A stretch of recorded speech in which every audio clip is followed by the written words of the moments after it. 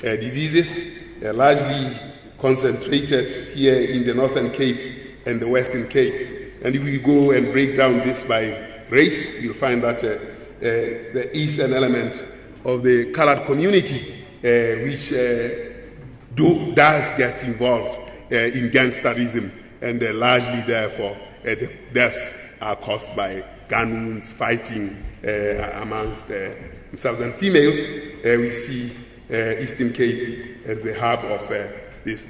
And then, of course, injuries.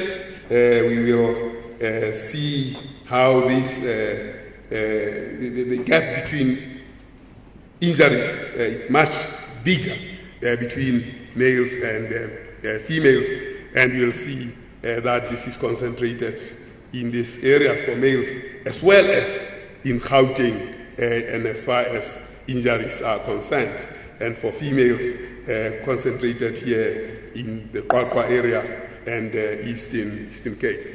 Now, what is the distribution of main groups of causes of death? We've got infectious diseases at 29, 16% circulatory, 10% that's accidents, and then, of course, 7.8 respiratory diseases and metabolic diseases. So we do focus on cause of death in greater detail. Yet we still have a fairly good category, or rather these categories of other. It also splits into perinatal and those kinds of diseases that doctors talk to.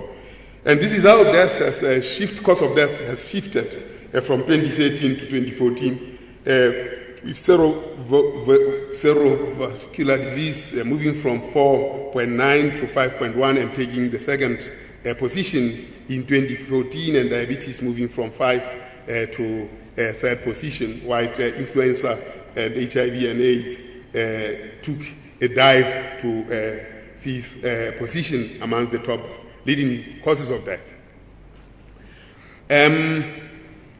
You see that the top 10 consists of 25.3 non-communicable, and for males it is also the top 10 causes consist of 23.9% non-communicable diseases, whereas 24.7 communicable diseases. These are the numbers, or rather the absolute numbers of males and females by rank of cause of death. I don't have a lot of time, and I need to just move through this. And of course, what are the non-communicable diseases in top leading 10 causes of death by population group? So here we see that amongst blacks, tuberculosis is number 1, HIV number 2, HIV, influenza and pneumonia is number 3, whereas amongst whites is heart diseases and diseases of the brain. Amongst colors, diabetes and tuberculosis, and among Indians, diabetes, heart diseases, and other forms. So by population group, there are differentials in types of things that kill us in South Africa.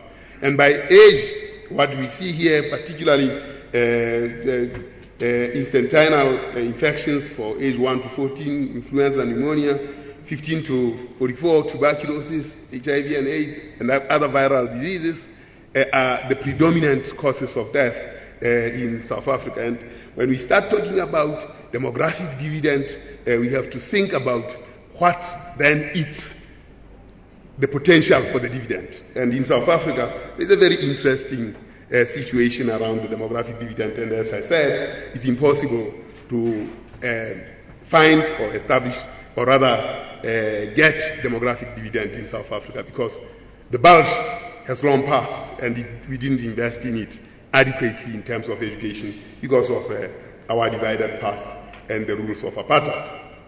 And then, of course, for leading causes of death for infants, respiratory, cardiovascular, and disorders specific to the perinatal period, constituting about 14.5%.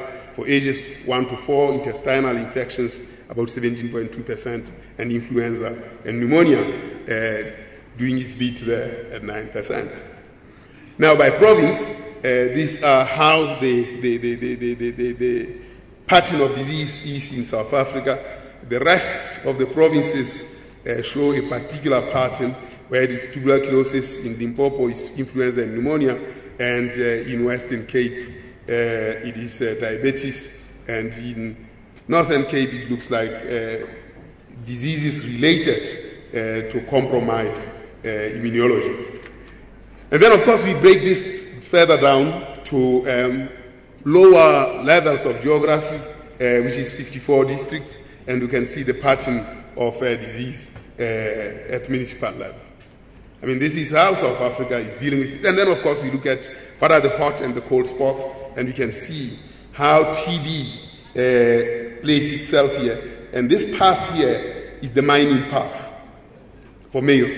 And tuberculosis in the Free State, in Northwest, the mining industry there is responsible for a large proportion of people having tuberculosis.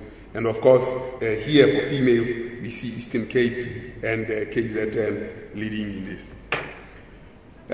What are HIV-related deaths?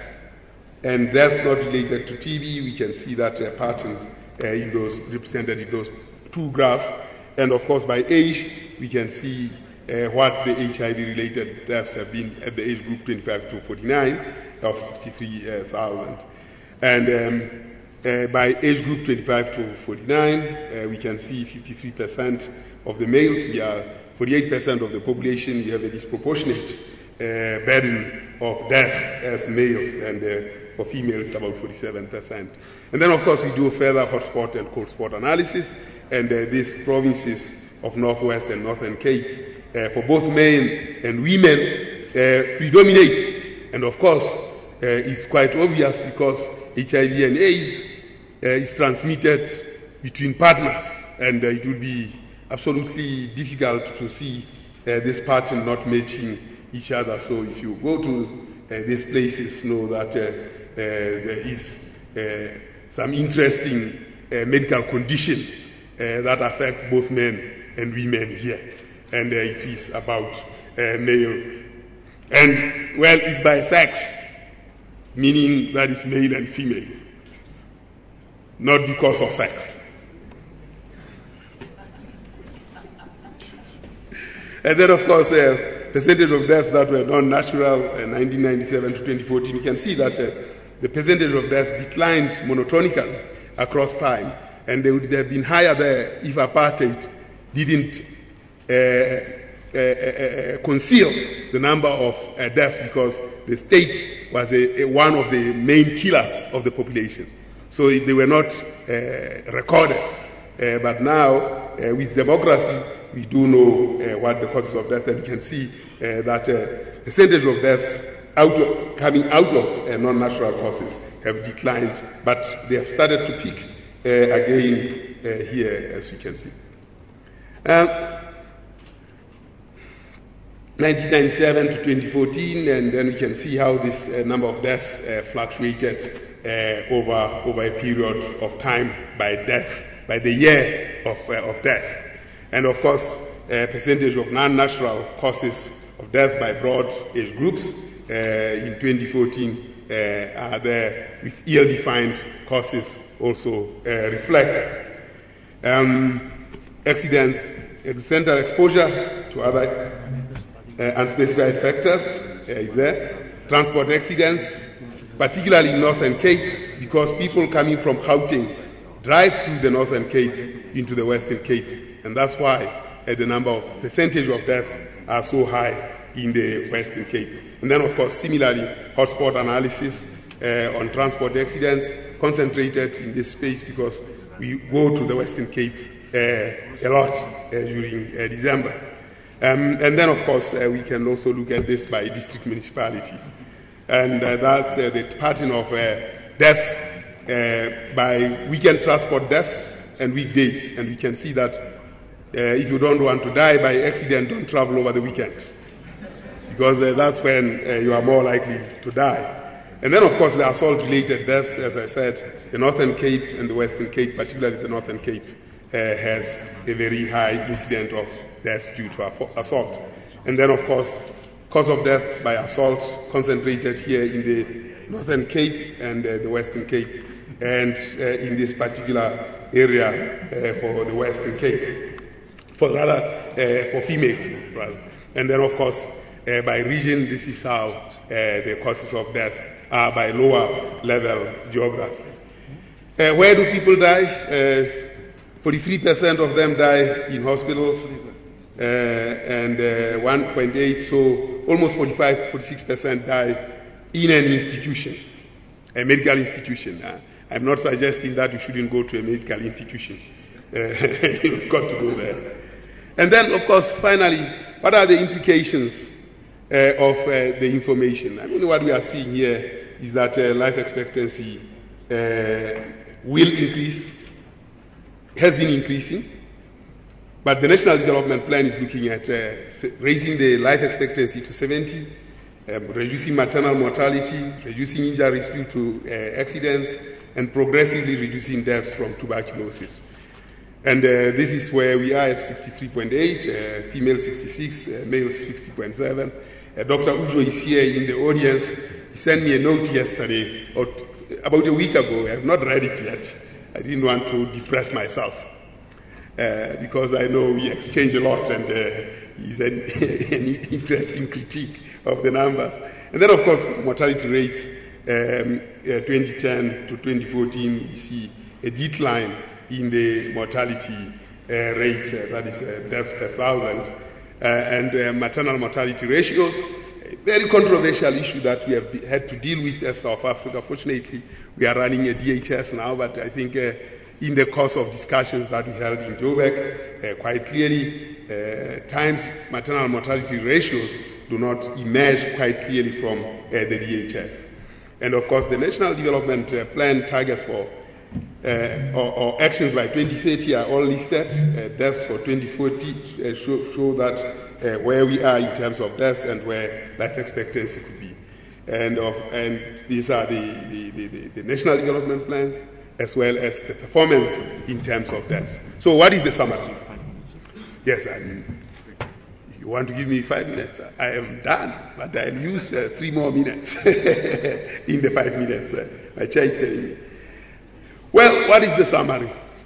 I think the summary is that South Africa, in terms of really getting the evidential base, getting the statistics systems, getting the national statistics system running to raise the evidence, and indeed in the use of technology to make the evidence available, is on course.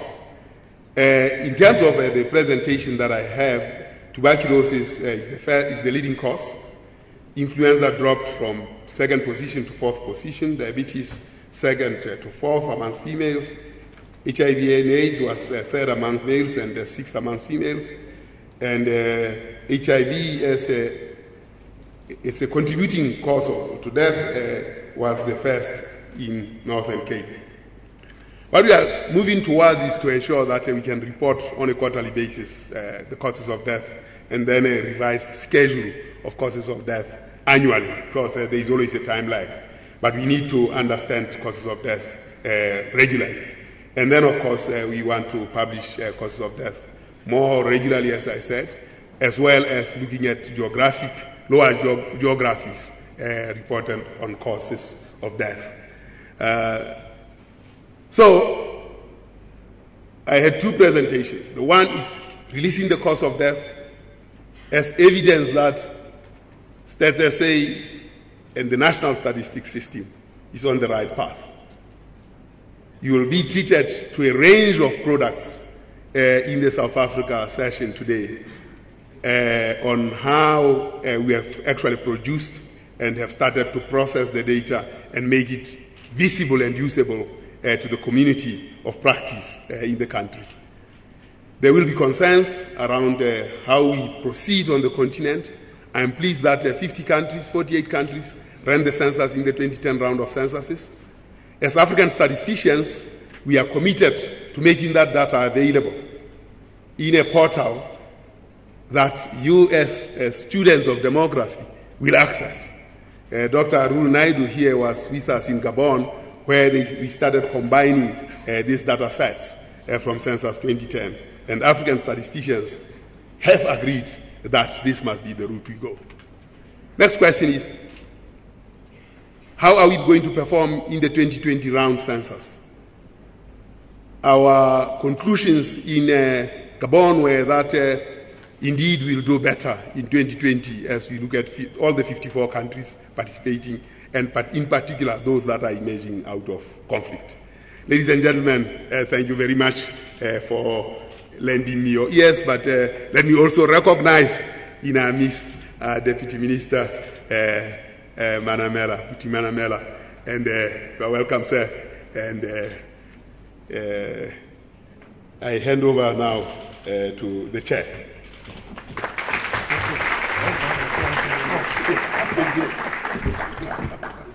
Thank you. Can I also acknowledge the presence of the Deputy Minister in the Presidency, Mr. Manamela? Welcome. I am hearing you waiting for our Minister to come before joining us on the podium. And I've also heard for journalists from the Stats people that the SG will be available for questions on the report. Okay. Thank you. Our next speaker to give an input will be our UNFPA country representative in South Africa, Dr. Esther Moya. Just a brief background with regard to her. She served as UNFPA representative in Laos from 2011 to 2014. From 2007 to 2011, she was the deputy representative of the UNFPA Tanzania country office.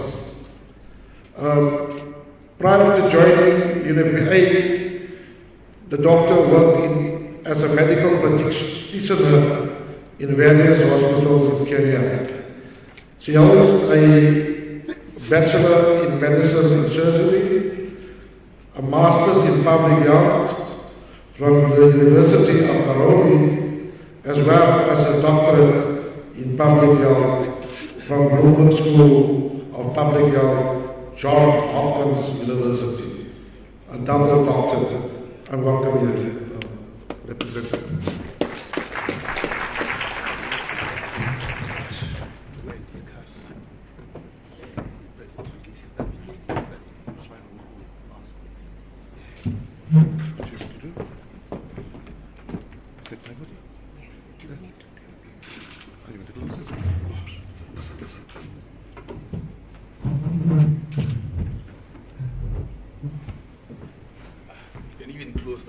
Now we have to close it now. How do you close this thing now? Exit. Exit. No, you can just lower it. You're fine. But you can close the... It's fine. No.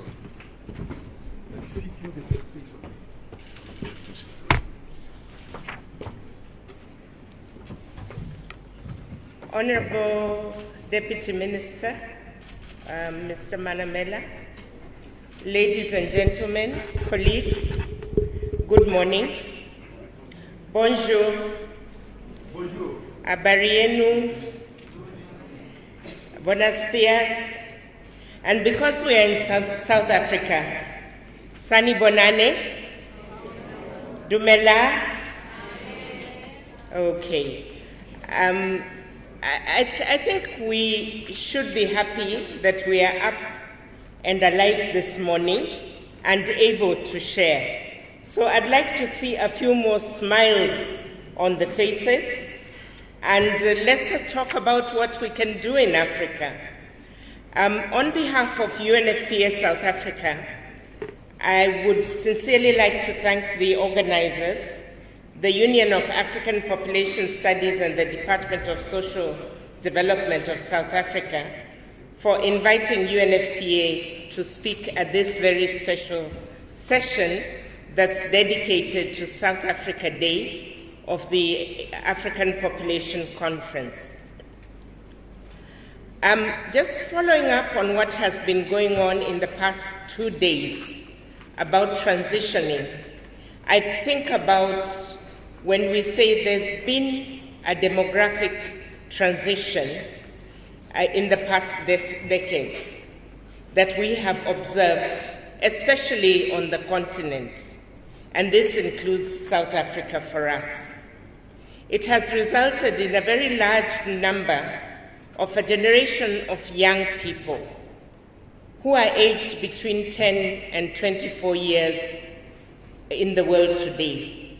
And South Africa is no exception, and I'm sure that's why our Honorable Deputy Minister is here gracing the occasion, since he is very, very responsible for this group in this country. So, Honorable Deputy Minister and colleagues, when we look at the statistics of South Africa, which the SG shares with us ever so frequently, and just to point out, South Africa is one of the few countries that really has up-to-date national statistics that can guide our planning and tracking progress on our planning targets.